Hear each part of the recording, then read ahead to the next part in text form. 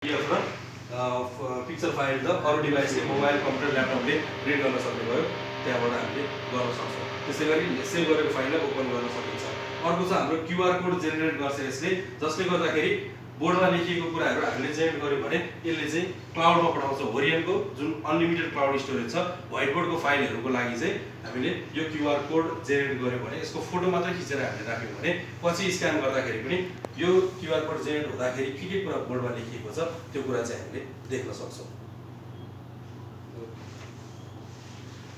अर्को छ brush type हामीले चेन्ज गर्न सक्छौँ। स्ट्रोक विथ हामीले एकदमै फ्ल्याटमा लेख्नु छ भने अर्थात् एकदमै थिनमा लेख्नु छ भने हामीले स्ट्रोक विथ यहाँबाट चुज गर्न सक्छौँ, लेख्न सक्ने भयो। र ब्रस कलर पनि त्यही अनुरूप हामीले चेन्ज गर्न सक्छौँ आफ्नो इच्छा अनुसार। अब इरेजर हामीले तीन तरिकाले यसलाई इरेज गर्न सक्छौँ। जस्तै अब थोरै मात्रै इरेज गर्नु छ भने मैले यो पेनलाई नै इरेजर बनाउन सक्छु। जस्तो मलाई एक पलको यी मात्रै मेट्नु छ भने मैले जस्ट इरेजरमा क्लिक गरेर मैले यसरी मेट्न सक्छु। अब एक पल नै पुरै मेट्नु छ भने मैले यो हातलाई यो हातको सबैवटा औँला जोडेर अलिकति यसलाई प्र्याक्टिस चाहिन्छ। त्यसो गरेपछि मैले मेट्न सक्छु। अलिकति प्र्याक्टिस भएर भने चाहिँ यो हल्लिन्छ, स्पिड अलिकति बस्दैन। थोरै प्र्याक्टिस भएपछि यो पनि सकिन्छ। यो गाह्रो भएर र बोर्डभरिको एकैचोटि मेट्नु छ भने अब हातले मेट्न अलिकति समस्या हुन्छ। त्यो कारणले गर्दाखेरि हामीले इरेजरलाई यसरी स्लाइड गरियो भने बोर्डको एकैचोटि क्लियर हुन्छ। इरेज गर्न पनि एकदमै सजिलो छ। अर्को छ एड मार्फत हामीले इमेजहरू यसमा एड गर्न सक्छौँ। कुनै इम्पोर्टेन्ट इमेज छ क्लासमा अथवा प्रेजेन्टेसनमा केही देखाउनु छ भने हामीले इम्पोर्ट गर्न सक्छौँ व्हाइट बोर्डमा र यो इमेजको बारेमा हामीले यसै एड गरेर चाहिँ देखाउन सक्ने भयो। त्यस्तै गरी चाहिँ अर्को भिडियो पनि हामीले इमेज जसरी नै एड गर्न सकिन्छ।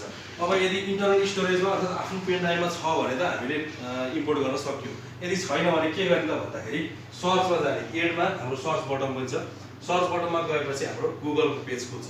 गुगल मार्फत हामीले जस्तो आज नेपालको नक्साको बारेमा पढाउनु पर्ने अथवा त्यसको बारेमा चाहिँ विस्तृत केही गर्नुपर्छ भने हामीले जस्ट सर्च गरौँ, गुगलमा सर्च गरे जस्तो एउटा म्यापलाई पनि चुज गरौँ र यो क्लियर भइसकेपछि हामीले यसमा ठिकै छ म्यापको जस्तै हाम्रो यसरी आयो होइन, म्यापकै फोटो आयो भनेर यसरी चाहिँ हामीले रियल टाइममा पनि सर्च गरेर केही कुराहरू लेख्न ल्याउन सकिने भयो, इम्पोर्ट गर्न सकिने भयो। अर्को छ अब सेपहरू हामीले डिफ्रेन्ट सेपहरू युज गर्न सक्छौँ व्हाइट बोर्ड मार्फत।